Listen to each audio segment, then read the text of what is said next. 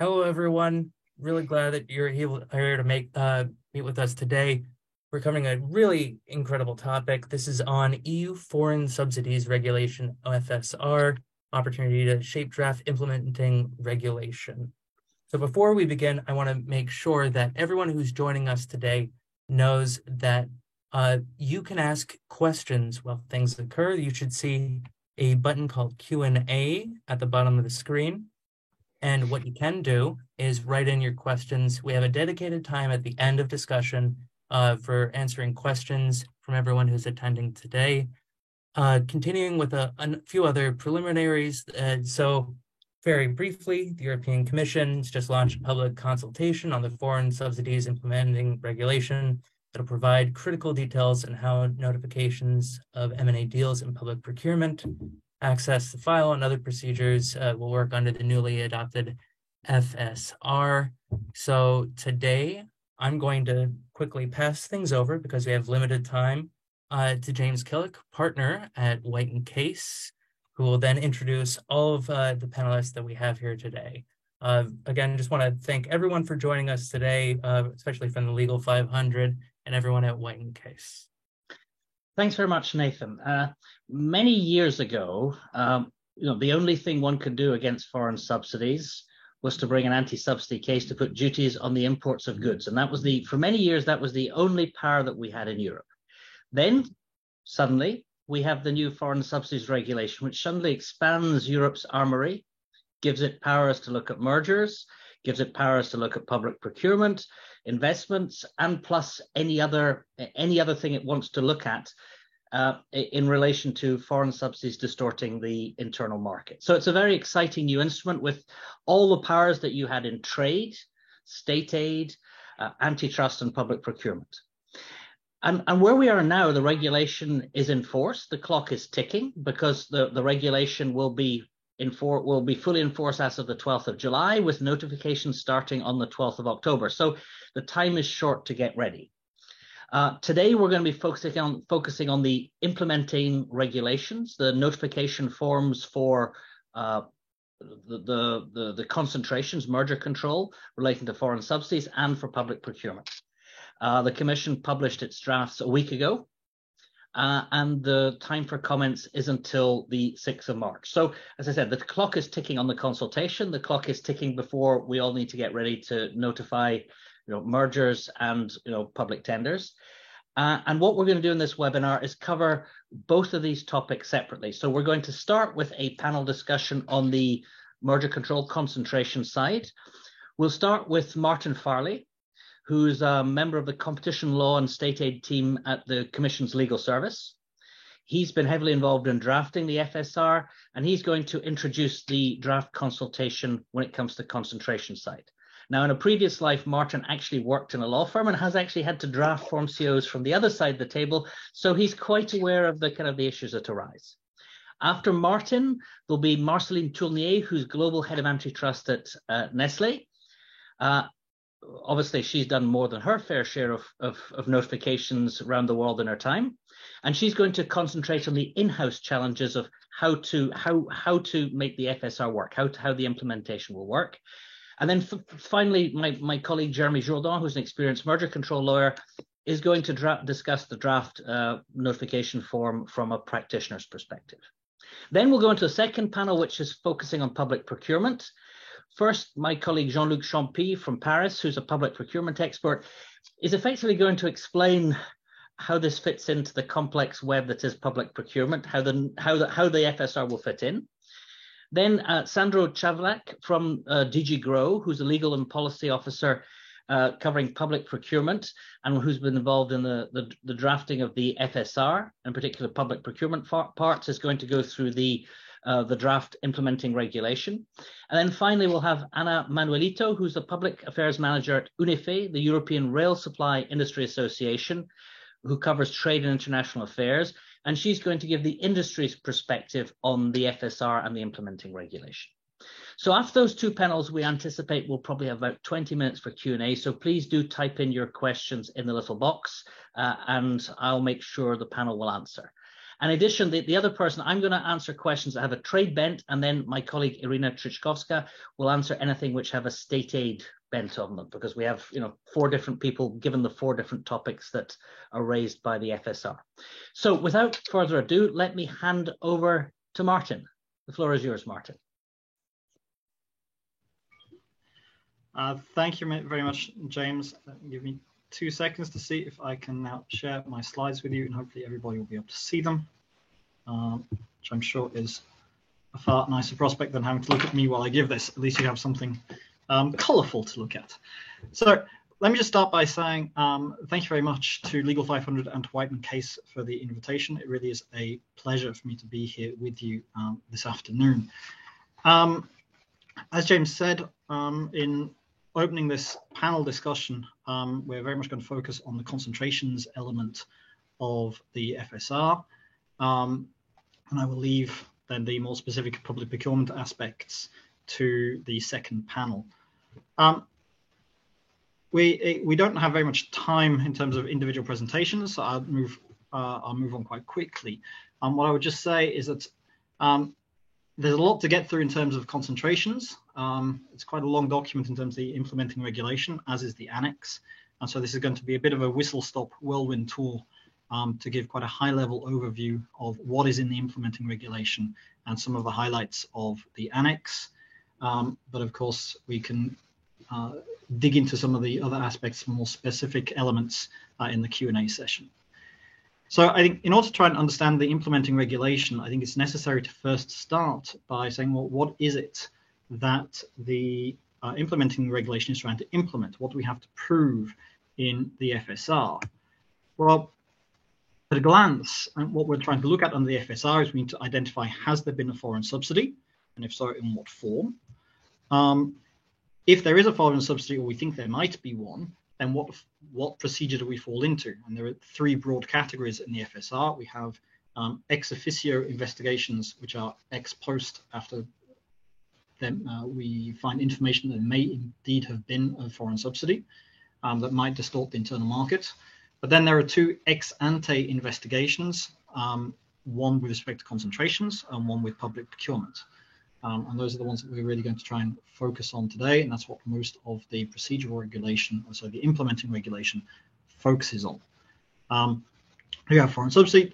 Which procedure are we in? Once we're in that procedure, we're looking for whether or not there's been a distortion of competition on the internal market. If there has been a distortion, can that distortion be balanced by positive effects of the foreign subsidy? And if not, what action may need to be taken in terms of remedies or commitments to address that distortion? And so as we go through, we'll see that the various elements of the implementing regulation are designed to give the Commission the opportunity and the investigative tools necessary to answer each of these various questions that need to be examined under the FSR. As I said, there are 3 broad categories: ex officio, concentrations, and public procurement. I will concentrate on concentrations for today. And I think as we go through, those of you that are familiar with various different parts of competition law and state aid law, particularly those of you who've been involved in the notification of mergers process, will see that the Commission has drawn quite a lot of inspiration for the draft implementing regulation from various different instruments. So the implementing regulations for mergers, state aid rules, and also some of the antitrust procedural regulations. So it's a bit of a hybrid creature that tries to deal with all of the different parameters that are likely to come up under the FSR. So what's covered basically in the implementing regulation? Well, we have all of the procedural rules that deal with how to notify, who needs to notify, what the powers are for the Commission, and how to carry out its investigations and how it intends to go about doing that, the procedures for commitments and redressive measures, how the companies under investigation and third parties are able, and at what point during the process are they able to submit observations, and how will the Commission then treat the information that it receives, how will it ensure that confidentiality is maintained, while at the same time balancing the need for the undertakings under investigation to have sufficient access to the file to be able to defend themselves. Now,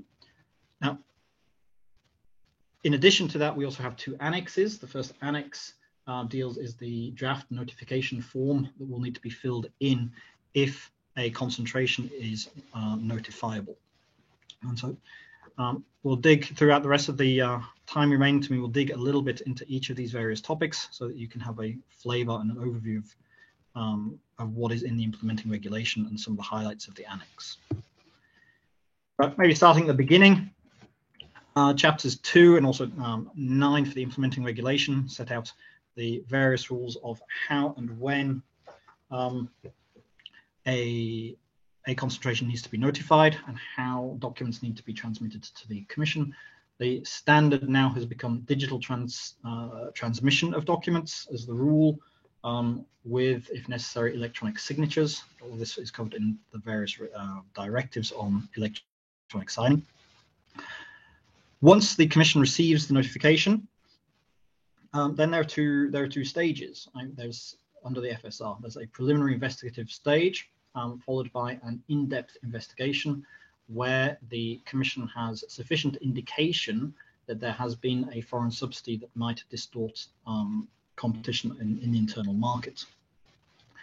There are various powers that the Commission has in order to investigate whether or not there is such a foreign subsidy and whether it will have a distortive effect. In addition to the powers of requesting information, which is a power directly under the Foreign Subsidies Regulation, what the implementing regulation does is focus on 3 elements, which are the procedural rules for the submission of views following an open in-depth investigation. So once there is the decision opening the in-depth phase, the undertaking under investigation will receive the decision, and there will be a summary notice published in the official journal. And the undertakings under investigation and third parties will generally be given 1 month in order to submit their views on the concentration. In addition to those information-seeking powers, the Commission also has the power to conduct interviews, and in the implementing regulation, we set out the need to, or the process for recording minutes and the situations in which it will be possible for the people giving the interviews to comment on the minutes as they've been recorded, as well as the taking of oral statements during inspections, from whom statements can be taken, which includes external representatives, and the possibility for undertakings to review and comment on any statements if they've been made by unauthorized persons.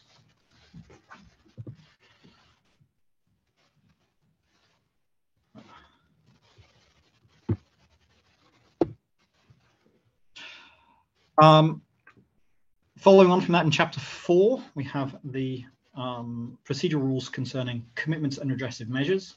So there are 2 elements. In the event that the Commission identifies a foreign subsidy that does have a distortive impact on the internal market, that distortion can either be resolved by way of commitments offered by the undertakings concerned, or if no commitments are given, then it can take redressive measures.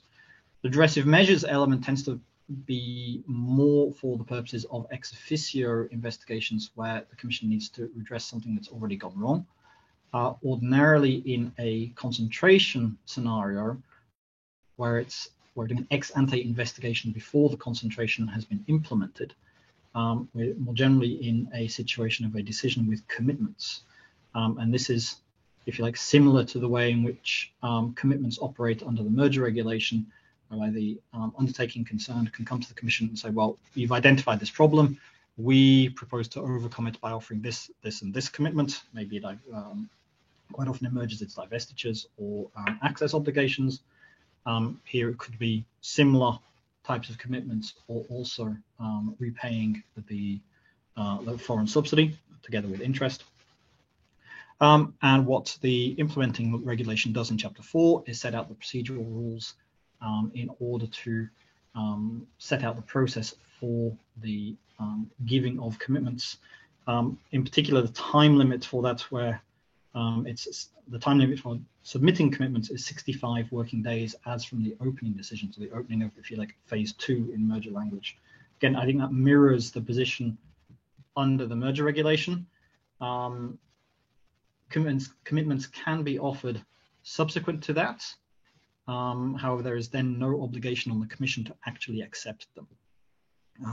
Again, similar to the situation of the merger regulation, the Commission can request a monitoring trustee be put in place to ensure that the commitments are implemented correctly and followed through, particularly if there are behavioural commitments, and impose transparency and reporting obligations going forward.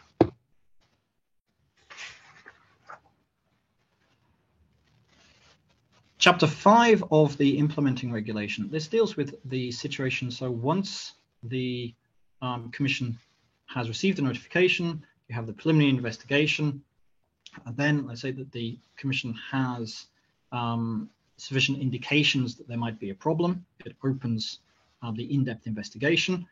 Then it needs to tell the companies exactly what it considers the grounds for its objections are. This is, if you like, the equivalent document to what we might see in a statement of objections under mergers, or equivalent documents under the antitrust rules. Once the undertakings have received the Commission's grounds, they then have the possibility of submitting observations in writing. In contrast to the situation in mergers and antitrust, there's no provision for an oral hearing under the FSR. In order to ensure, and the ability to submit these observations goes right to the very heart of the need to guarantee the rights of defence of the undertakings under investigation. And this is coupled, if you like, with the need to ensure sufficient access to file, so that the companies have access to the relevant documents on which the Commission seeks to rely when setting out its objections. So in truth, in a way that is more similar to, say, the merger and antitrust regime than it is to the state aid regime, companies will generally have two opportunities in which to submit observations. The first being after the opening of the in-depth investigation in response to the opening decision, and then again once they've received the specific grounds on which the Commission has concerns. Chapter 6 and 7 then go to this second element. As I said, we have the submission of written observations and the access to file in order to facilitate companies' ability to actually submit those observations. And here we find the need to balance, if you like, on the one hand, the access to file rules to enable the undertakings to exercise their rights of defence versus legitimate confidentiality concerns of any third parties who may have submitted information to the Commission. The result is, in a way, something of a, which we will see here, is a little bit of a two-speed type. Apologies. The final bullet point on access to file. It's a bit of a two-speed type approach that's initially documented in the implementing regulation. And this is a little bit different as compared to the system under mergers and antitrust, for example. So what is envisaged is that all of the documents that are referenced in the grounds of objection, non-confidential versions of those documents will be given to the undertaking under investigation. All other documents would then be put into effectively a confidentiality ring, which would be accessible to external representatives and experts of the undertakings for them to review in unredacted versions.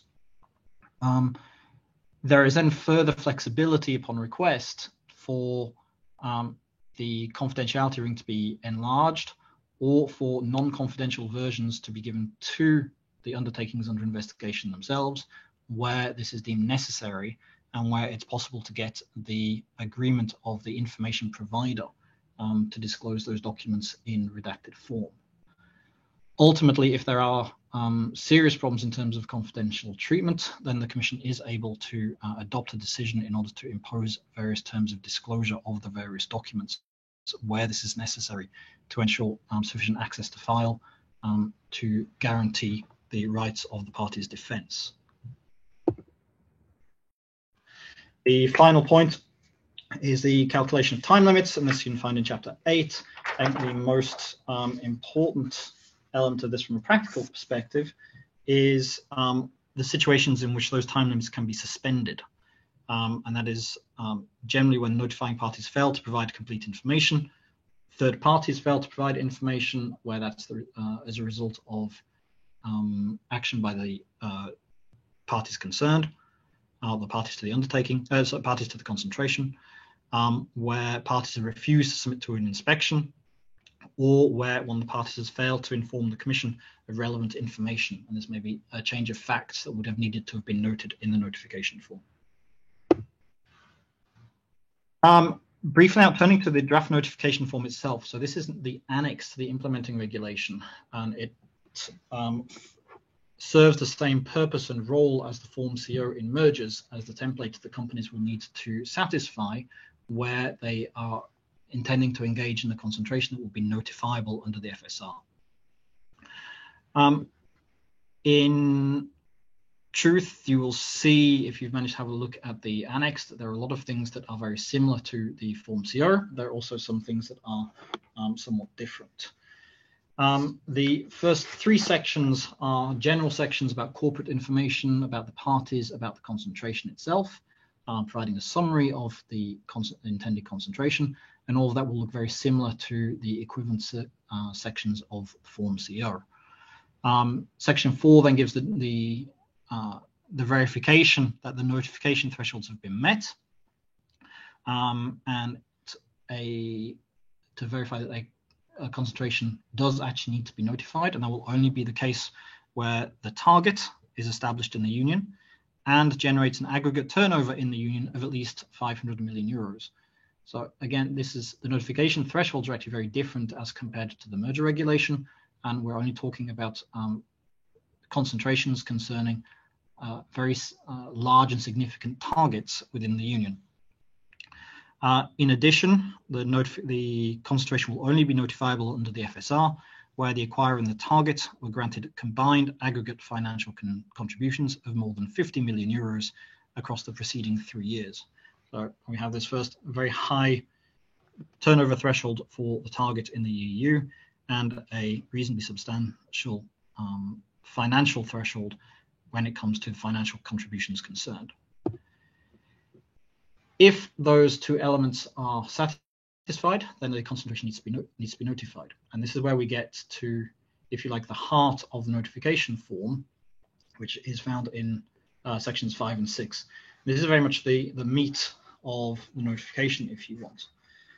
The section 5 is where the Commission tries to gather as much information as it can about the financial contributions that the undertakings have received. Now, if we're talking about large multinational global companies, this may be a very burdensome and large list. The Commission has tried to target, if you like, the notification requirements in 2 ways. The first is that it limits the contributions that actually need to be reported to only those that are of an individual amount of equal to or more than 200,000 euros, and that the aggregate amount on a per country basis is equal to or more than 4 million. So anything that's less than 200,000 individual amounts does not need to be reported, and any country that does not provide financial contributions of equal to or more than 4 million also doesn't need to be reported. Of that list, and the list needs to be provided in the table to the annex. It's only those financial contributions that are liable to be problematic. So those that fall within the categories of Article 5 of the Financial Services Regulation, for which we actually then need more detailed information. So again, this is a way of trying to cut down the information burden by first only having to do a list with various de minimis thresholds that need to be met, and then only providing further information on those foreign subsidies that are likely to be problematic, according to Article 4 of the FSR. Section 6 then tries to take that information that has been received on the financial contributions themselves and ask questions to determine whether those contributions are likely to be distortive or result in a distortive effect on the internal market. So it's not just enough to have the contributions, the Commission also needs to show that there's been a distortive effect, or actual or potential. And so in dealing with this, the Section 6 asks various questions to try and get a sense of what might the impact of these contributions be on the market, and does so by asking questions about what was the bidding process, what was the acquisition process, who's involved, were there multiple parties involved, what's the rationale for the concentration, what was the rationale for the actual subsidies and the financial contributions that were provided, in a sense to try and understand whether or not the process for investing in the concentration might have been distorted, and the impact that that distortion may have on competition in the internal market.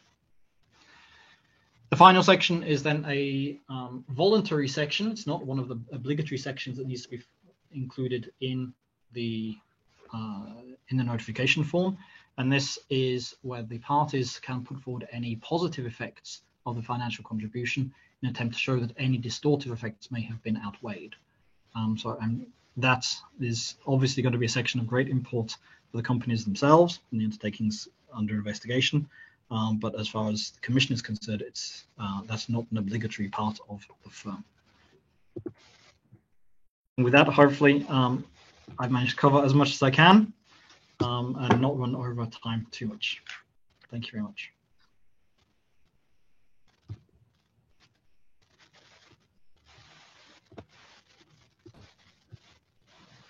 James, you're on mute, James. So now we hand over to Marceline to give the view from industry, as the view from a practitioner who's done, I guess, more than just one Form CO in your time, Marceline. Absolutely, both in private practice and in-house. So thank you, Martin, for the helpful oversight, and thank you to the team for inviting me to this call. So I'm going to start with initial reactions. And then just touch on a few questions or comments on the draft implementing regulations. So the draft implementing regulations were hotly anticipated because we had hoped for more clarification on how this would look like in practice. And I think that the draft does deliver on some areas, and there is room for improvement on others, and I'll touch on both sides. So the first thing is that I think the approach is very welcome, the draft implementing regulation. I think there's an openness from the Commission, from the draft, that there is a need to approach these notifications in a realistic manner. And it's helpful to have included the individual and the country de minimis thresholds. But query whether they are high enough and actually will substantially reduce the information that is provided. And I think that's something that really needs to be reflected on carefully. I think the key message for the Commission, at least from a multinational like Nestle, but I would assume a lot of companies who have operations outside of the EU, is it's important for the Commission to understand just the sheer scale of this regulation, the actual weight of this regulation, and the amount of information that is likely to come in. It's helpful to look at it the way Martin described as that initial list, which sounds presented as a simple list to prepare, versus the further information, which probably isn't going to need to be filled out by most companies. But just that gathering of initial information for that initial list is a Herculean task.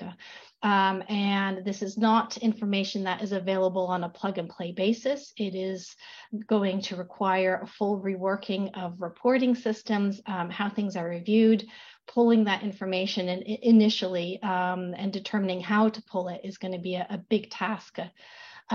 Why do I mention that? The first is that it is in the Commission's interest and it is an industry interest to really approach this in a pragmatic way that delivers what both parties need to do without creating a maelstrom of information, which is unworkable, particularly from the Commission side.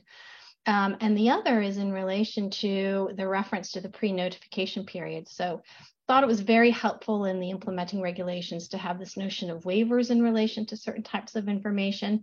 Waivers are always helpful and will also help the case team if they can remove the unnecessary information. But the key message here is that the pre-notification period is possibly and probably for many companies going to be too late to seek waivers. Why is that? Is because, as I mentioned before, the sheer scale of the information that needs to be collected, it's going to take months to gather this information and put it into a workable format. At least in our case, with Nestle, we would not be able to wait until the pre-notification period to start a real discussion as to, okay, what information do you really need and what information don't you need? To put it into context, Nestle operates in 186 countries. So you remove the 27 member states, that leaves you with 159 countries, which is massive. Query again whether that 400,000 de minimis threshold is going to be met in very many countries for any medium or large multinational, and that really depends on the approach that is determined in relation to gathering that information. So just as a couple of comments in addition, before I hand over to Jeremy, going through the foreign subsidies regulation and the draft implementing regulations, I think there is a lot of use of the terms foreign subsidy, foreign contribution, and financial contribution, with a slight lack of defined terms in relation to that. Why is that important? Because it really is critical to determine what we need to gather, and more precision in relation to that is going to be helpful, because at this stage, what we have is the long list under the FSR, the Article 3.1, which gives a good indication as to what are the buckets of the type of information that be collected, but not the precision that was within each of those buckets. And that's personally what I was hoping to get more insight on from the draft implementing regulations. I note that there will be guidelines that will be published in due course with a deadline of 3 years' time. But obviously for all those companies who are engaged in M&A in the next 3 years, those guidelines are gonna come too late. So we're going to have to work with the Commission to figure out, okay, what exactly is going to fall into each of those buckets that we have to provide that information for. The other point is in relation to guaranteeing the accuracy of the information. With 159 countries where information needs to be collected, and some of those countries having different approaches to various tax approaches, support that's provided, etc., on a regional, on a city, and on a local basis. It may be a challenge to guarantee that 100% accuracy when providing that information. And so I think there needs to be a conversation in relation to the methodology applied in relation to collecting that information. Then we note that there's a lot of information that is required that is also in the merger regulation. Normally that shouldn't create too much additional work because it's already being pulled together for the merger regulation, unless there are some unlucky transactions which are not caught by the merger regulation but are caught by this. And there, a practical suggestion is there the possibility of cross-referencing to those sections of the merger regulation to avoid having to amend two parallel drafts at the same time as they are being prepared. And then I think the last point that I want to make in relation to areas that can be looked at is more guidance on showing which contributions do not, and I really emphasize the word do not, have any possible link with the concentration. Because this is really the critical one. This is where a lot of discussions are going to be had. And this is where the pragmatic approach that is required really comes from, is together figuring out, okay, what kind of contributions do not have a link with the transaction, therefore cannot impact competitiveness with the European Union, because ultimately, we will provide the information. We will do our best to provide the information, but I fear that the Commission is going to be overwhelmed with data and information without a real pragmatic approach as to what the information is that is really needed. And I just refer to Martin. You mentioned that the Commission is going to try to collect as much information as it can, I mean, obviously the powers of the Commission are very wide, and the Commission can collect a huge amount of data. But how workable is that data going to be if you're getting everything that you possibly can for the goal of the financial subsidies regulation? And I'll end there.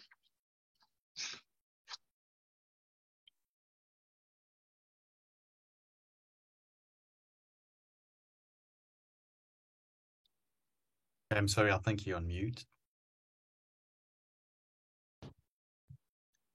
Yeah, I think James was probably introducing the next speaker, which is me. So I'll take it over from here. And first thanking Martin for his excellent presentation and overview, and Marceline for her insightful comments, which together don't leave a lot of space to add value, but I will try to do that in the next sort of 10 minutes. Commenting partly on Martin's presentation, but before that, just one comment on the timing. And Martin say that a lot of the procedure for concentration is inherited from a merger control procedure, and that's absolutely true, as reflected in the chart that I'm sharing now.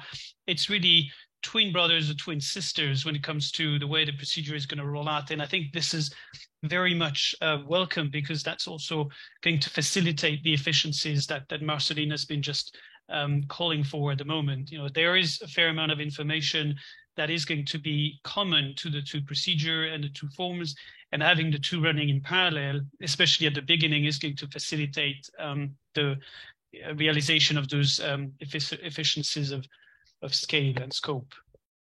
So what do we have? We have first, we're going to have pre-notification for both types of process. They're going to run in parallel. Now, we have on this chart indicated 4 to 6 weeks. It's obviously indicative. Anybody who's done merger control know that it really depends on each and every case. And if the case is complex, it tends to run much longer. If the case is simple, it can run shorter than that. Now, that, of course, first period is going to give the first occasion for the two procedures to disconnect, because one can totally imagine a very simple merger control case, but a very complicated foreign subsidy case. If there's no overlap from a competition standpoint, it goes quick. But if the acquirer is a company coming from country X that has an addiction to subsidies, then of course the case can become very complicated from a foreign subsidy standpoint. So we could very well be done with pre-notification quickly in merger control, then stay there for 2-3 months or more in a foreign subsidy procedure. So they look alike, but even from the beginning, they could be disjunctions. The phase one is also fairly similar. The difference is that in the foreign subsidy regulation, you don't have the possibility of offering commitment in phase one. This only comes in phase two. The duration of phase two is also similar. It's 90 days, extended by 15 days if you offer commitment. And then there's a possibility to ask for that extension of 20 working day maximum. First, the parties can ask for it in the first days of the phase two, and they can agree later on with the Commission if they haven't done so at an early stage.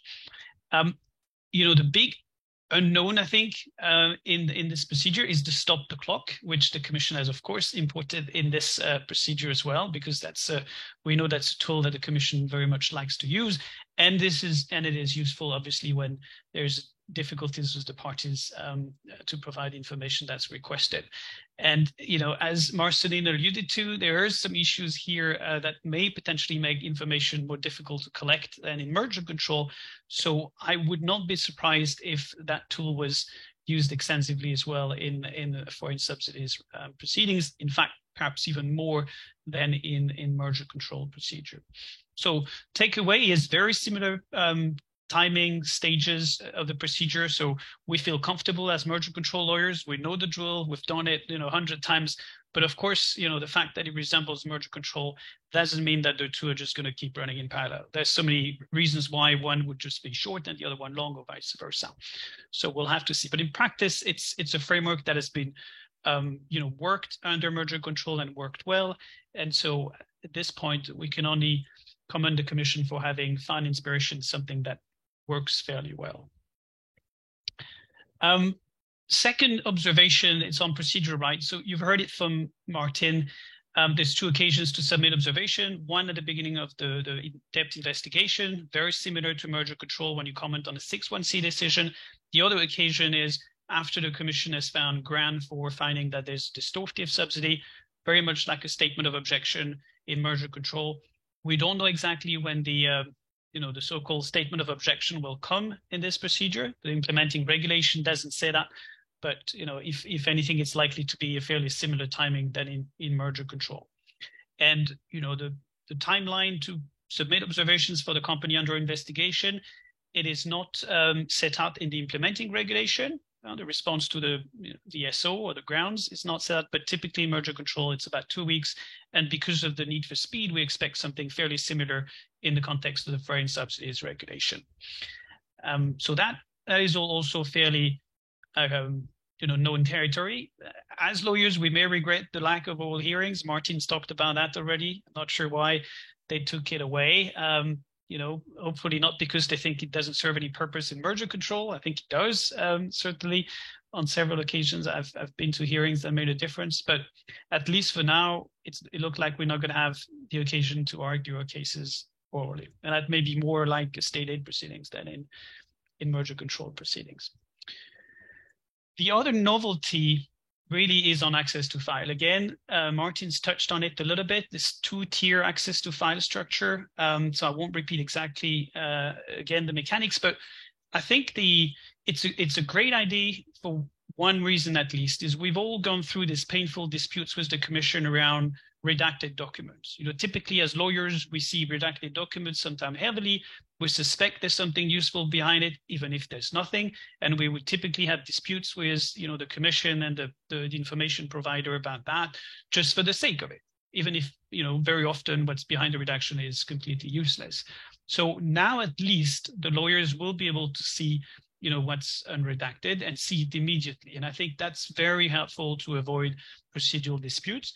This is an issue that's been flagged for many, many years in antitrust and merger control. Maybe that's the way to go for the future. And I think it's interesting that the Commission chose to establish this system where, there's a confidentiality ring and it can be imposed. As we know in merger control and antitrust, the Commission can't impose it these days, can only be agreed. But I think one difficulty that's going to come out of that is how to manage the response to the grounds of the Commission.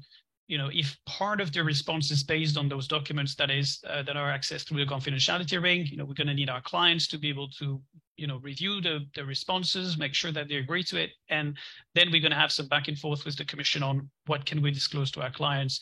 And, that could take time in a process where there is no time, right? So typically as in merger control, you can't, discuss for many weeks on confidentiality. So I see here some practical difficulties, but maybe it will be resolved through experience. But this is something to watch out for, certainly. Next is a couple of comments on the notification form. What we see in the form for concentration is this sort of 3-step approach to the reporting of the foreign financial contribution. First of all, you report all of them above a certain level. We've talked about that, right? There's no limitation, and that's where there's going to be immense work for companies, as Marceline has insisted on. And then you pick the ones that are likely to be distortive, the one from Article 5 of the Foreign Subsidy Regulation. And for those subsidies, there are a set of questions which are identical to all the foreign subsidies. And I think one of the key here will be bullet point number 5, which is whether the foreign financial contribution provides a benefit. That is probably one of the most difficult part of the analysis. And if you look at recital 13 of the Foreign Subsidies Regulation, it gives some indication, and you have to look at benchmark transactions, right? Is the money given by the state given under market terms? And we all know from the state aid practice that it's a fairly complicated analysis. And this is where, here this is not just about reporting, it's about making a fairly potentially complex economic analysis. So I suspect this is going to be one of the core part of the form if you have to declare some of those subsidies that are likely to be distortive. I can echo the comment from Marceline on what is a subsidy facilitating the concentration. It's a fairly open concept. It's not very well defined, and presumably because it's not easy to define. But I can see here some difficulty in deciding whether or not there's anything to report in that category. And once you've answered those common questions to all those likely distortive financial contribution, then the form asks some specific questions for each of those types of foreign financial contribution. And one interesting point, which perhaps the next panel can touch on, is this approach for concentration isn't the same as for public procurement. In public procurement, this table 1, which is provided in the form by the Commission, that you see on the left side of the slide, is only for likely distortive financial contribution, not for all foreign financial contribution. So there is, it seems, a more restrictive approach taken in public procurement proceedings, and it will be interesting to hear, perhaps if we have time, from Martin or Sandro, what's the reason for a different approach between the two instruments here? Because it seems that the burden is higher on concentration, whereas perhaps the need to control foreign financial contributions may be higher for public procurement, though that's subject to debate. And then maybe one last set of comment on the form. Again, Martin touched on that. That's a novelty compared to merger control form CO. The form section 6 asks a lot of questions about the bidding process. They ask about who are the other bidders, how many LOI, what happened during the due diligence process. Please provide, your due diligence reports. Was a bank involved? So you can see here how the Commission is going to try to assess, how the bidding process went, and potentially whether that bidding process was, subject to distortive subsidies. Now, that information, when you're an acquirer, isn't easily available. And this is something that typically the sellers, especially when it's a competitive process, isn't going to disclose. We know it's a poker game very often about who's actually present during the process, what the different offers are, and so this is something the ultimate acquirer who wins the bidding process isn't going to have easily available. Now, it's possible perhaps to compensate through a cooperation obligation in the NSPA, and we'll have to see how that works, but I think there is going to be a potential difficulty here to provide complete answers to some of those questions. And perhaps this is where the waivers will be useful, or perhaps this is one area where the Commission would have to exercise its own investigative powers and go and seek the information directly from the seller if the acquirer isn't able to provide that information. And maybe one last comment or reaction to Martin's slide. You heard from Martin that there is in the implementing regulation something about a few provisions about provision. One of them is on the on commitment and the transparency and reporting commitment. That's an interesting article. It's Article 17 in Chapter 4. And we know from the Foreign Subsidies Regulation that the Commission can impose this kind of transparency and reporting commitment. And what the implementing regulation does is specify this potential obligation. And we see in there the possibility for the Commission to impose on some undertaking annual reporting of all their foreign financial contribution, of all the concentration of public procurement they're involved in. And I think what we see here is, in fact, not something too dissimilar from what we've seen in the DMA, from the DMA, where there's an obligation on the digital companies to notify to the Commission any concentration. And what we see here is almost the Commission identifying sort of usual suspects who tend to get a lot of foreign subsidies. And maybe those companies will be subject to reporting of any public procurement and any concentration, even below the threshold, right? So we see here the possibility for the Commission to impose some kind of obligation to notify every concentration of every public procurement. I don't know if this is something that was in the mind of the Commission drafting that. Maybe if we have time and Martin wants to comment on that later on, that would be very helpful. That's it for me, James, really.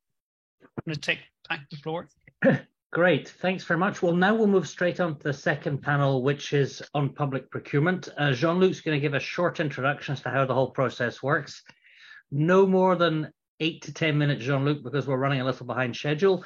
And then we will hand on to the Commission to discuss the public procurement notification form and implementing regulation.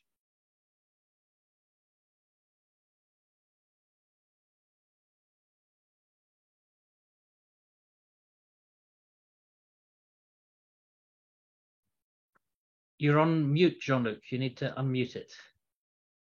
So you now it's working. Now, thank you, and I will focus on the main topics. First, I would say that as you have seen, the foreign subsidies regulation has a broad scope and directly impacts the public procurement rules. This is not the first time that the competition rule interact with the public procurement and concession regulations. For example, the award of concessions, including investment subsidy, may raise state aid issues. But this is the first time that a European new regulation creates so direct interactions between competition and public procurement procedures.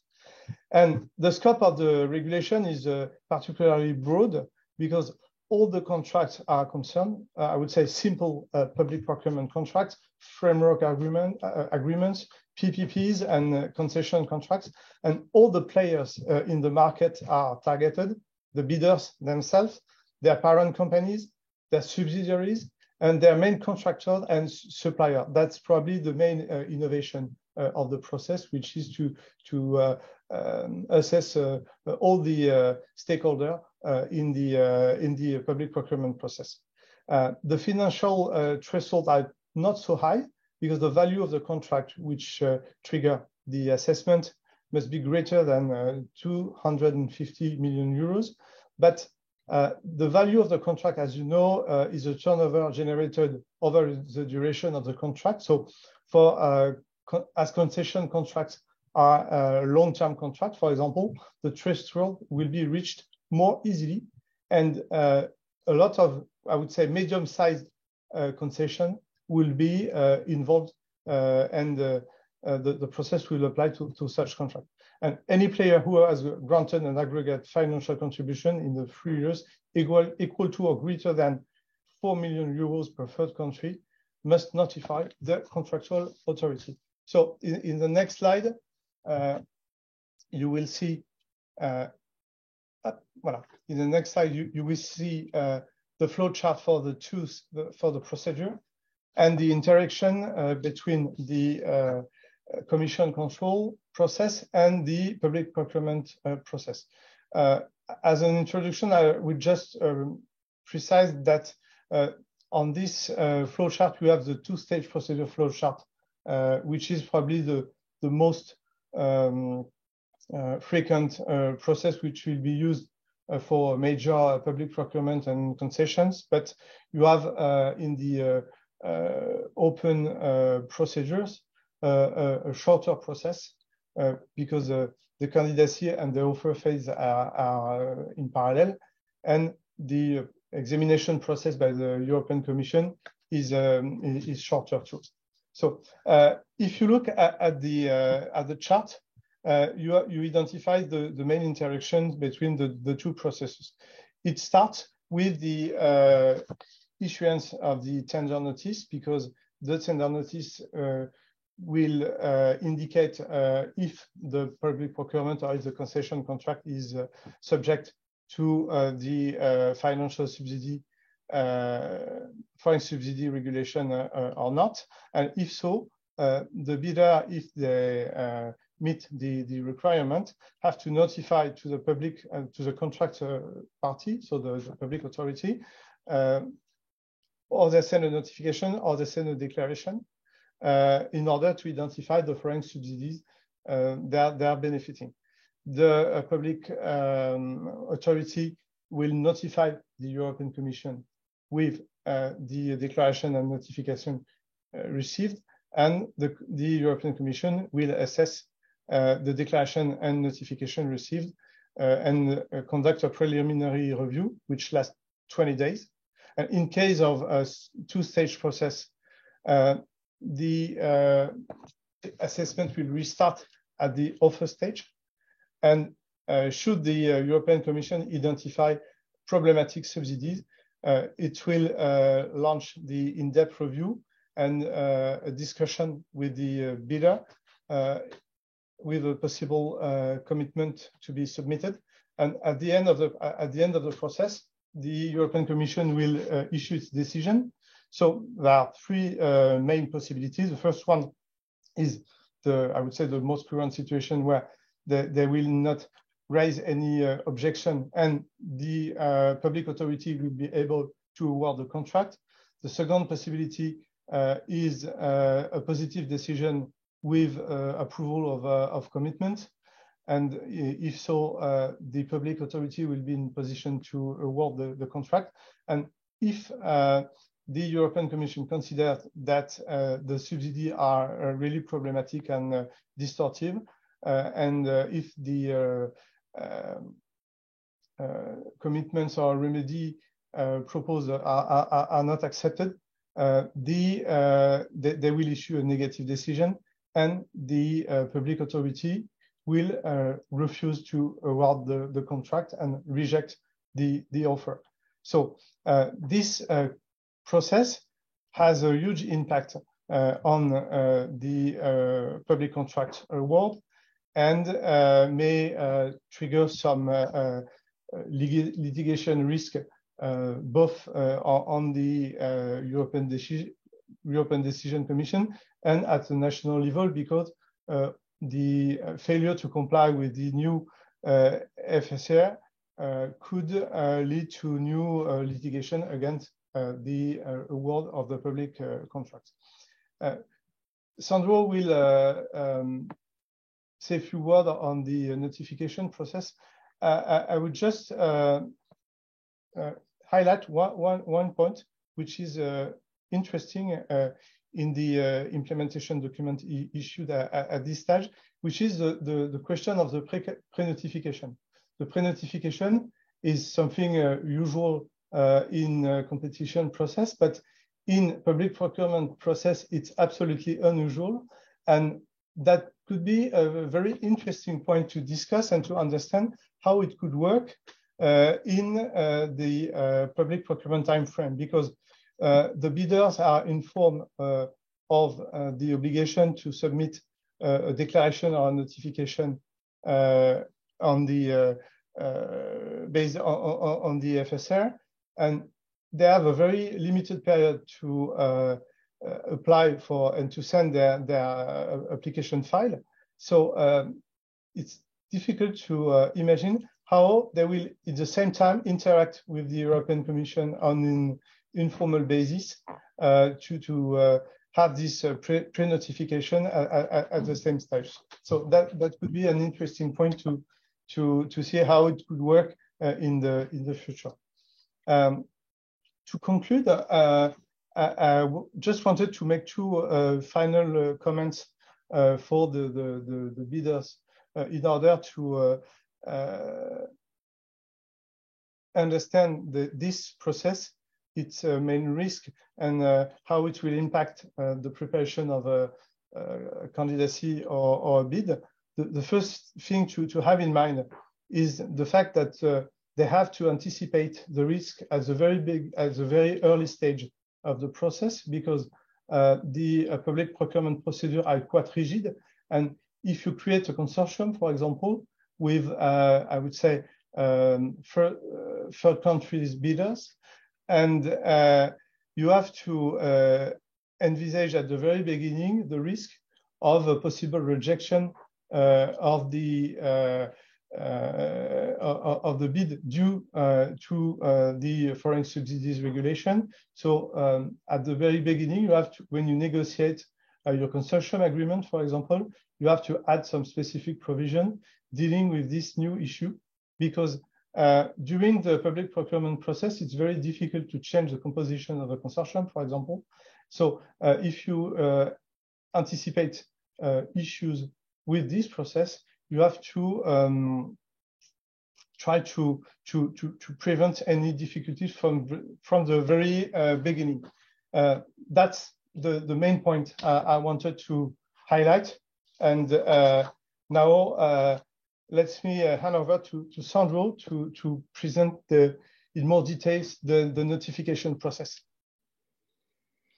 Thank you, Jean-Luc. Maybe before I start the presentation, can you hear me? Is that okay? Okay, thank you. Maybe to go back to your question about the pre-notifications, while it's still fresh in our minds, it is fully appreciated, and it's exactly true what you say.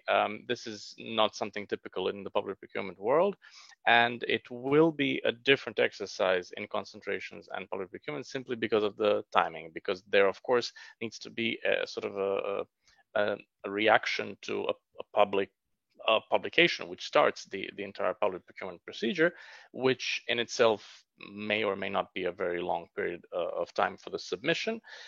Doesn't open a very big time frame in which to react. But then our main challenge was, of course, how to justify not having pre-notifications at all, because it is obviously going to be a smaller time frame, but better to have them even in that small time frame if we can solve at least some of the issues, rather than not to have them at all. Whereas sort of artificially extending the periods or obliging the contracting authorities to set longer periods for submission only to facilitate the pre-notification would be seen as a bit of a meddling into the actual public procurement procedures.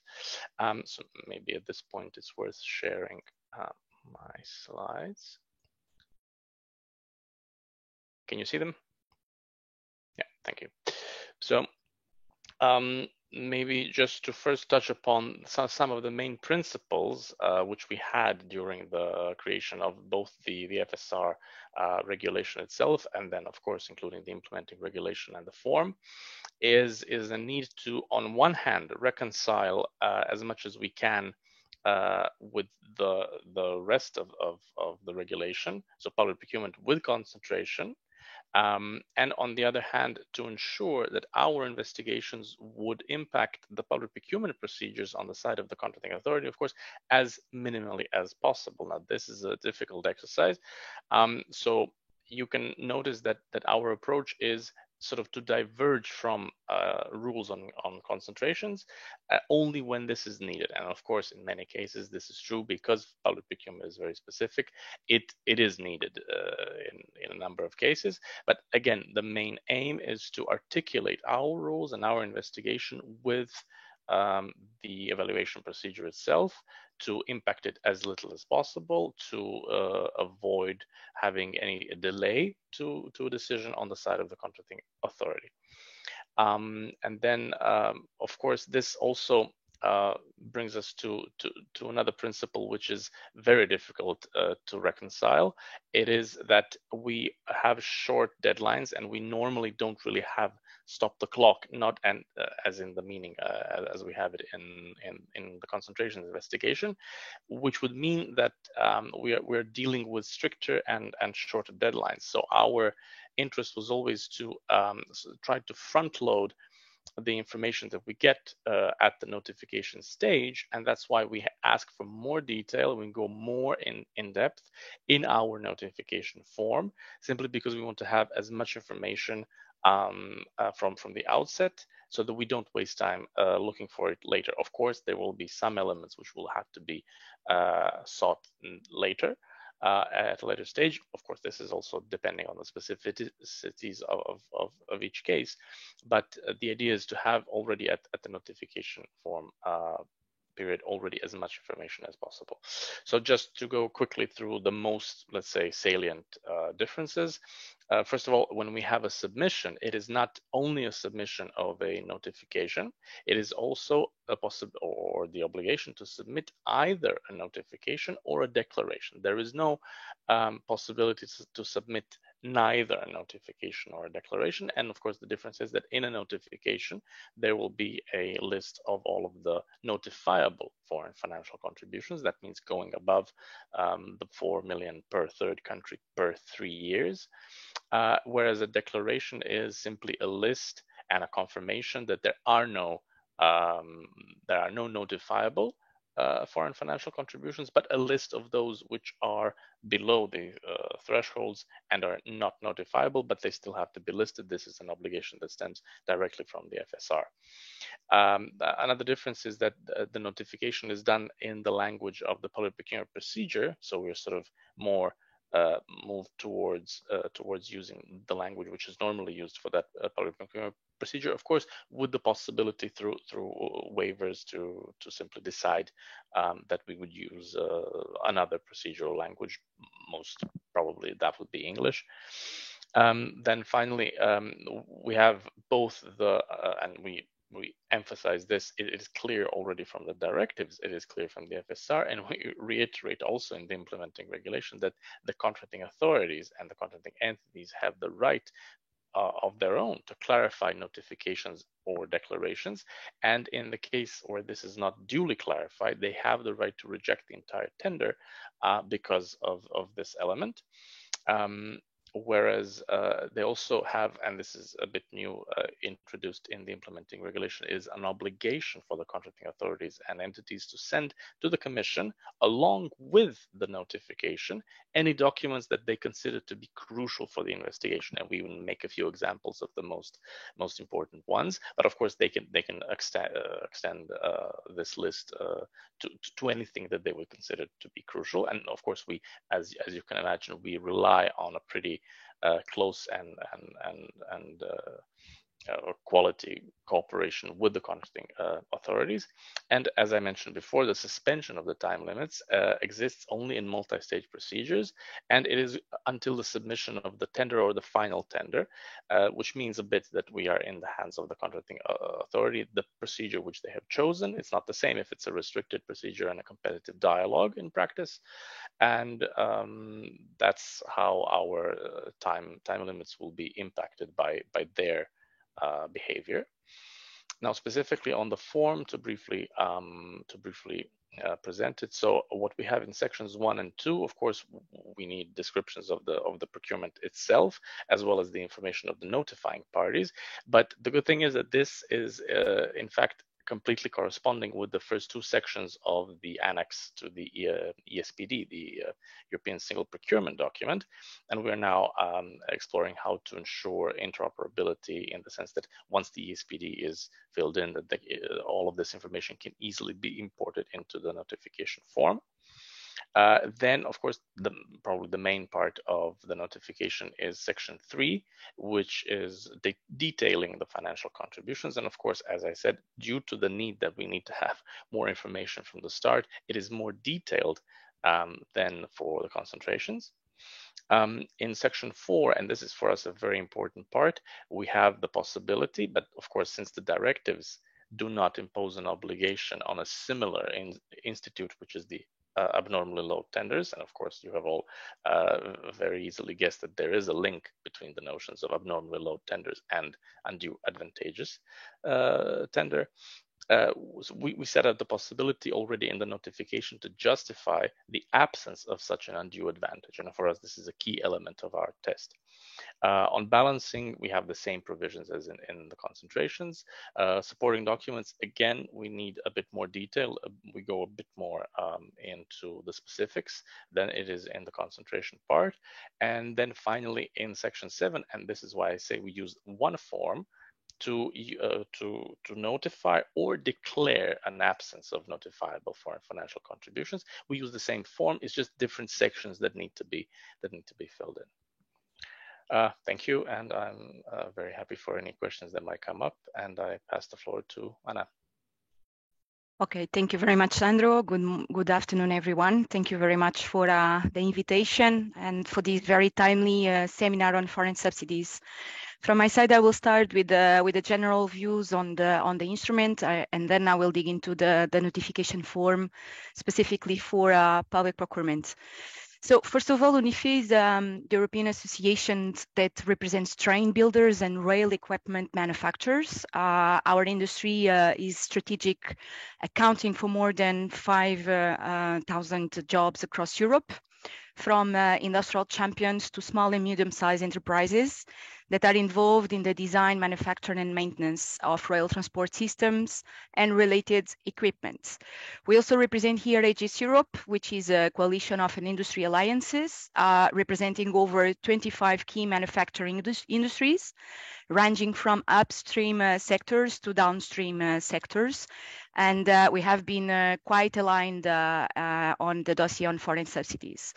So first of all, I think that it's quite important for the audience to understand why do we need these instruments and how this is important, why this is important for the rail supply industry.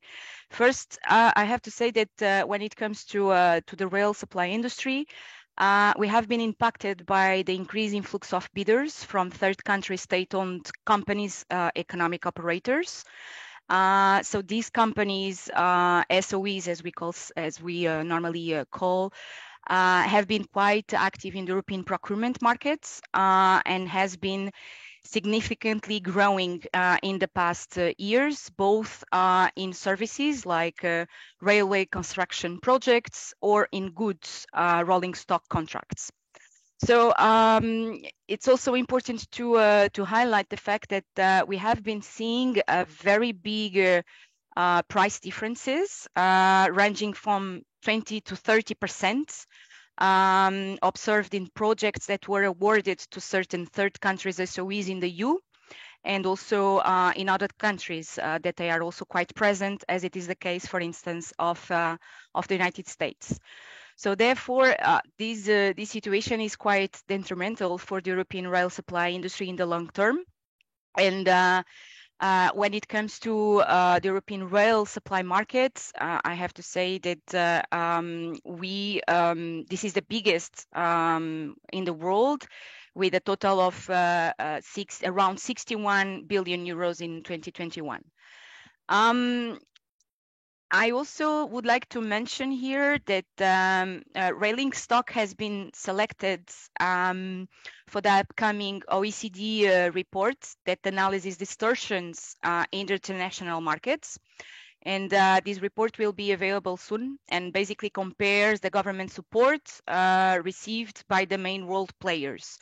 And we are quite confident that the Chinese rolling stock manufacturer CRRC will be seen as a quite dominant in the report in terms of absolute government support received over the last year. And this only justifies very much the attention that the foreign subsidies instrument is getting now, and the importance of such an instrument when it comes to the rail supply industry. However, this being said, we still have a number of concerns, as our industry will be impacted by the different requirements outlined by the foreign subsidies regulation, especially when it comes to the obligation to report financial contributions for public procurement procedures and in concentration. So my main message would be it is really fundamental to find the right balance between the benefits of such instruments and its overall architecture and the administrative burden that will create for the European businesses. And I have to say that this is even more critical when we still have a number of questions on the scope of the instrument, especially on Article 44 of the regulation, and whether the instrument is expected to be activated for sectors producing trading goods and specifically in the context of public procurement procedures. We believe that if goods are not included in the scope of the regulation, even in the context of public procurement procedures, it's quite complicated to manage and to balance expectations, and also to manage all the administrative burden that our companies will be faced. I believe that the main rationale behind such an instrument would be to support European businesses, limiting the administrative burden when it comes to the implementation of the foreign subsidies regulation, but at the same time, making sure that we rightly tackle the real challenges that the regulations was meant for, especially subsidies coming from foreign SOEs.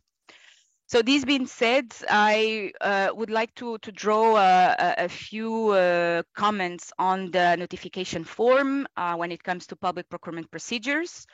The notification forms, as we all know, has been released by the Commission just a week ago.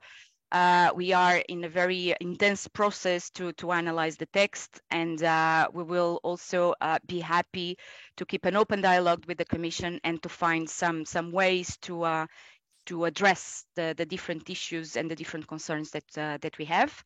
But at this stage, I would like to mention that indeed at the company level, the FSR requires a very comprehensive reporting on all financial contributions received from third countries.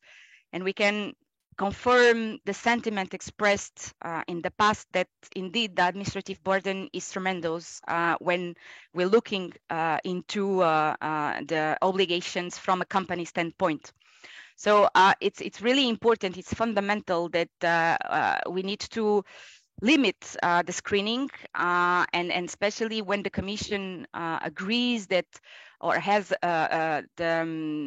the interpretation that there is no distortions coming from specific financial contributions, then we also would like very much to have a risk-based approach when it comes to the reporting, and screen only financial transactions above the thresholds would limit very much, would facilitate actually the information to be provided, and would limit a bit in a way the administrative burden. If I look into, for instance, Section 1 and Section 2 that was already mentioned before, it would be important to understand whether these forms, the European Single Procurement Document, is actually the standards and the standard forms and templates that our companies use when bidding, when replying to tenders in the European Union. Otherwise, if it's not the case, indeed, we see a lot of problems to report the information. Moreover, it is said that all economic operators participating in a tender, as well as the subcontractors relied upon for the fulfilling of the selection criteria, should also fill this ESPD form. For us, at this stage, we still have a number of doubts when it comes to the definition of the main or the key subcontractors. And we don't see any clarification on what a main or a subcontractor would mean in this context. But in any event, one of the messages that we would like to convey today is actually that the main contractors and the main suppliers should report their financial contributions directly to the contracting authority, because this would, first of all, reduce concerns when it comes to sensitive information to be shared within our company members. And at the same time, this would reduce also the administrative burden for our companies.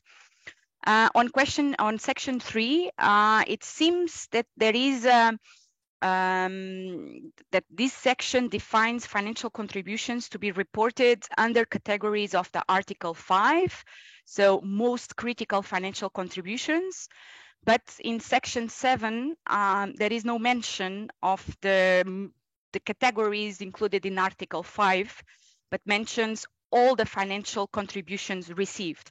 So we wonder whether there is any conflict in terms of information to be requested under Section 3 and Section 7.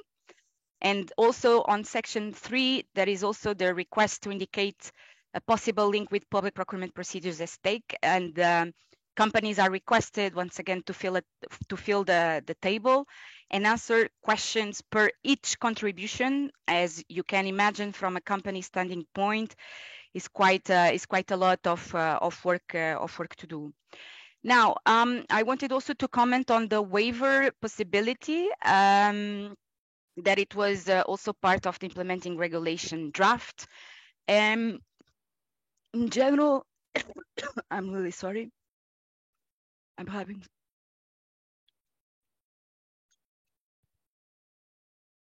really sorry. I'm still having some consequences of a very recent flu. As I was mentioning on the waivers, so we wonder basically how this provision would be implemented in concrete terms, and whether this waiver possibility would be implemented prior to the submission of the public procurement tenders.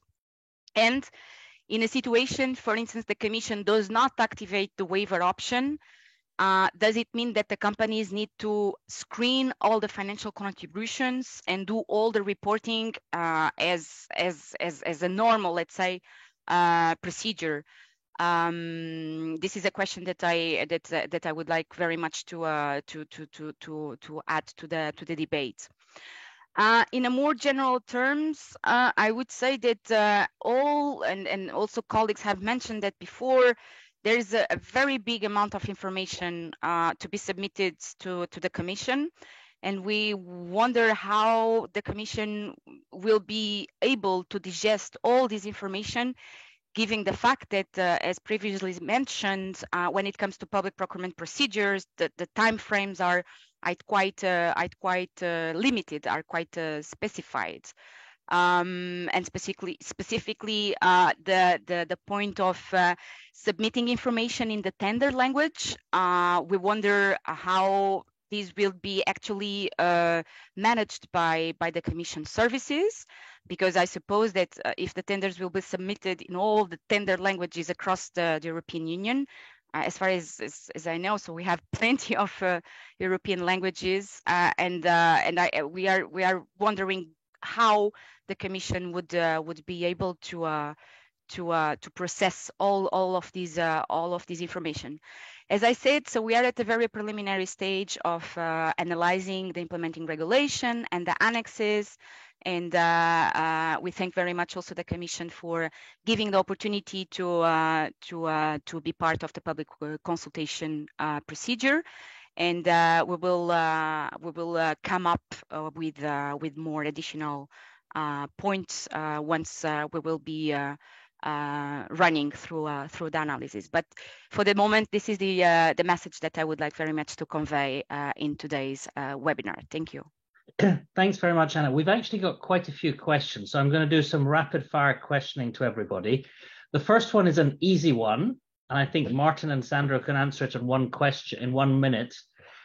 Are subsidies granted by a state such as Norway, who's in the EEA, covered as a third country? On my understanding, yes. That would be my understanding too, since we do dumping and we do anti-subsidy measures against Oslo or Norway already on salmon and other stuff. So that makes perfect sense. And I think you have a question as to, in terms of, there may be a distinction between what is reportable, as if it's a third-party contribution, it would still remain reportable. The fact that Norway has its own state aid controls in there may have an impact on whether or not that contribution is problematic, but that wouldn't. The fact that Norway is part of EFTA wouldn't shield it from actual reporting obligation. So the next set of questions, there's one question. It's about, and this is both for both Sandro and for Martin, and it's about the definition of foreign financial contributions that you have to give in both forms. Section 3 of the procurement form, Section 5 of the merger control form. And we just heard from both of you that on the procurement form, you've tried to go for the more problematic one where the merger control one casts the net a bit wider. The question we had as a follow-up to that was, if you look at section 3.1 of the public procurement form, it says, or relate to operating costs.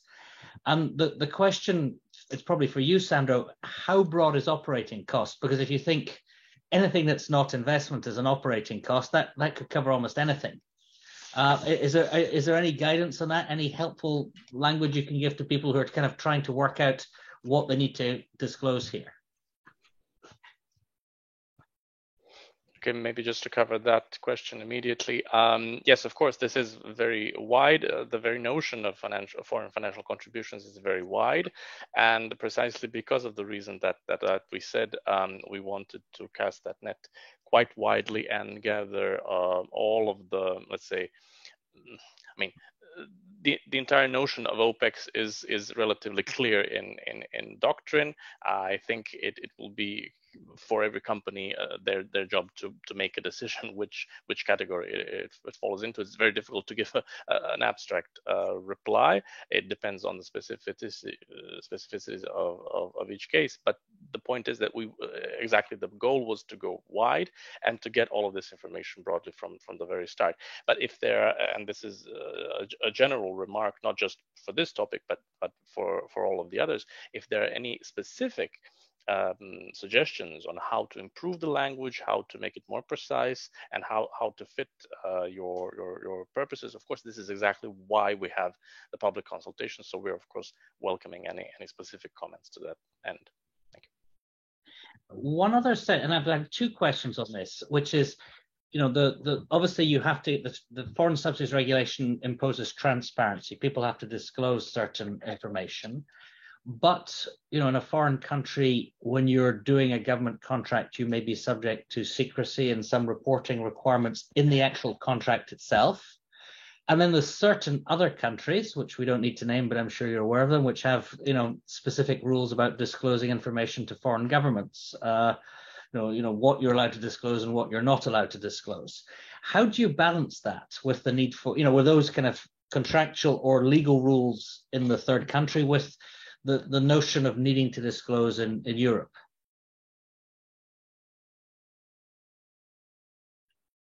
Well, maybe I can start, but I think Martin can complement definitely. I would say that it is an unfortunate fact that we may not have the same standards, or other countries may not have the same standards as we do in the EU. For the purposes of our investigation, we need the information that we need, and we do have the possibility to reach a decision on the basis of the information that we have available. And then, of course, it depends on the specificities of every case. I don't know if you agree. Thanks. Yes, broadly I agree. I think by way of complement to that, I think I would just simply say we do need specific information in order to be able to conduct the assessment that's required under the FSR.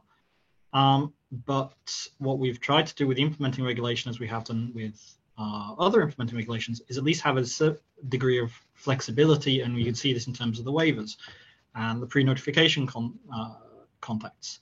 So, I mean, as Sandro said, we are aware of the problem. It's unfortunate that the problem exists, but then I think the best advice I can give is, if you find yourself in that situation, come and talk to us. And the earlier the better, and try and outline what is the problem, what does it cover, as best you can. Obviously, if there are problems with confidentiality and conflicts of laws, then maybe the scope for really detailed conversations on that might be limited in the first instance.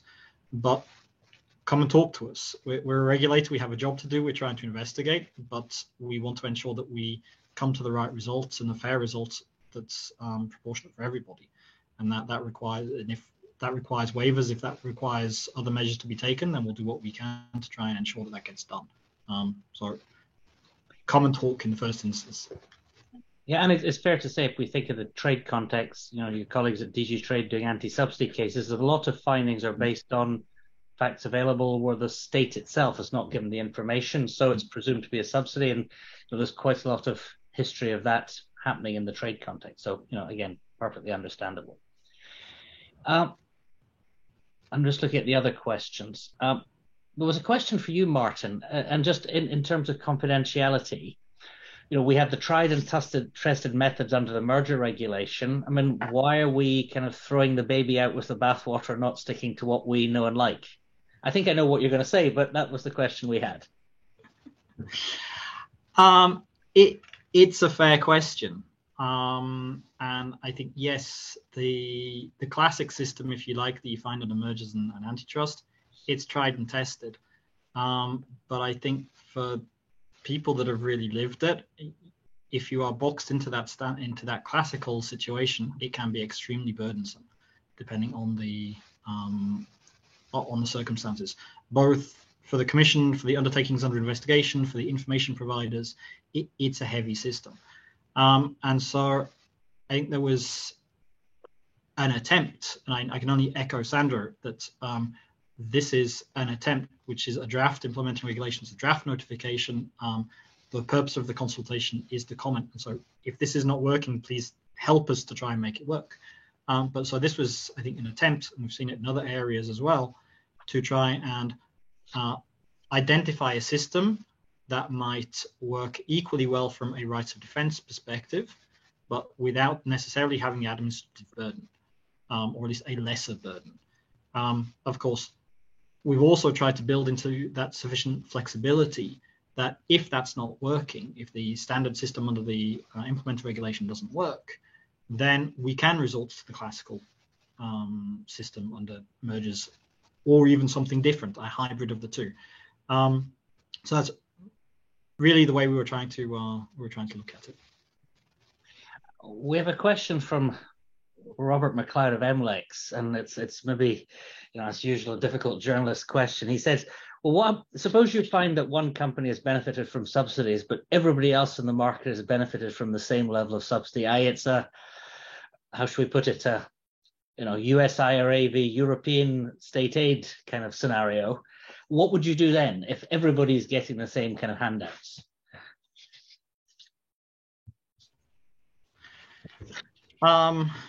Trust Robert McLeod from MLEX to come up with questions like that. And I would also take the opportunity to recall that I'm speaking in personal capacity, by the way. So I think the best I can do at this point and where we are in the process is to say, well, it's going to be a case-by-case analysis. And there is, under the FSR itself, it builds in a balancing regime, both for ex officio investigations and for concentrations, and I think also on the procurement side. So it's a system where, yes, we may identify that a foreign subsidy is distortive of the market, but if the market context is such that there are elements that can be brought forward to say, well, actually, this is balanced out by other elements, either there's a positive effect of the subsidy itself, as it allows market access into a market where everybody else is already being subsidized, for example, as a hypothetical. Or if it's a case of, well, actually, there isn't a distortion on this market because of the market context in which it's been done, that ought to all feed into the analysis. And I think we need to take, if you like, a step back from this, that yes, we're looking for a lot of information on financial contributions and lists and who's given what and how much, and is it over the de minimis and is it not? But I think we need to look at what is the end game, which is we're trying to identify problem areas and then determine, is this actually a problem? And that question, is this actually a problem, needs to be done more in the round and taking account of all of the market context that's actually going into the situation. I mean, we're just about... Yeah, go ahead, Sandro, please. Sorry, yeah, just to complement one thing about public procurement. When we say the market in a public procurement procedure, we mean the subject matter of that specific public procurement, because this is a notification linked with one procurement procedure. And in that case, and I don't think this comes as a surprise, we will in fact investigate all of those who notify. So if there are 10 bidders and then there are 9 notifications, we have to investigate all of them. Of course, we apply only the prohibition against the one who would have won the actual contract, but we don't really know who that is until the very end. So of course these have to be in parallel. So therefore it should benefit the situation where we don't leave someone out and we see all of the advantages. That's actually a good point, a quite scary point from your perspective, that it's not just one merger as Martin has, it's 10 bidders per procurement. Yeah, that's, in whatever language comes your way of the tender. So yeah, potentially quite a lot of work coming your way. Just one final question. I know we need to wrap up. I mean, I noticed that in the implementing regulation, you talk about, foreign inspections, what you'd have in trade, the verification visits. There's nothing in the implementing regulations about potential verification visits. Was that deliberate, or is that something you just would create in, handle in an ad hoc way, or you'd use the trade, the kind of trade procedures by analogy if that ever cropped up?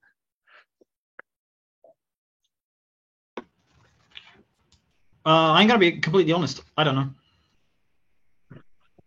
I don't know if Sandra has any background on that, but it's not something that's in the discussions that I've been in that I have been a particular party to. But I don't know what's gone on the DG side for that one.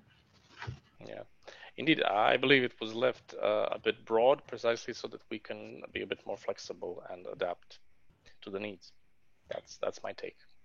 As a trader, I remember spending one whole month of the summer in a very hot country preparing for verifications representing the government of that country. Yeah, I'm sure lots of foreign governments and foreign countries will be happy if you're not going to verify every bit of the data. So it's a hard task. So I think we're 5 minutes over time. If anybody else on the panel wants to, and we've answered most of the questions, maybe not all, but most of them. If anybody in the panel has any final words, I'm happy to offer a kind of final last reply, last thought, if anybody wants to add anything. Maybe one thing from my side. I know I've spoken a lot, but apologies. I think there's a general message that I think has come from Marceline and also from Anna in terms of the actual burden that this is going to have on private sector. Sandra has already mentioned it, that we are alive to that. We are aware of how burdensome this instrument can potentially be, particularly for companies such as Marceline's who operate in 186 countries worldwide. And we are trying through both through the main regulation and through the implementing regulation to try and strike a balance. That there has been a problem that's been identified through foreign subsidies that needs to be addressed. There's political will to address it. We have now tools and rules in order to be able to do that with certain thresholds that have already been set out in the foreign subsidies regulation. And the implementing regulation is an attempt to try and balance that as best we can from our side, looking at what we need to do. And as Sandra said, at least in the first time, and at least at the early stages of a instrument for which it's new for everybody on all sides of the table. Maybe we've thought about it internally for a lot longer, but the actual way this is going to work in practice and what the real concrete burdens are day to day are still relative unknowns. So we've tried to set thresholds. We've tried to find a balance as best we can. And I can only reiterate that the purpose of the consultation is, if you don't think this is going to work for you, then tell us. We might take it into account. We might not. I can't promise anything, but we need your help to give us the information to enable us to do that evaluation. Well, that's a nice positive thought to end on. Just remember, everybody, 6th of March is the deadline. Don't forget to send your comments in to Martin and Sandra before then. They're waiting for you. And, I just remains for me to thank all of the panel for such an interesting discussion. Very much appreciated. So thank you very much, and goodbye to everyone. Well, before everyone heads out, I do want to say thanks is deserved to James for all of his hard work moderating, as well as all the panelists who've joined today. So from Legal 500, saying goodbye.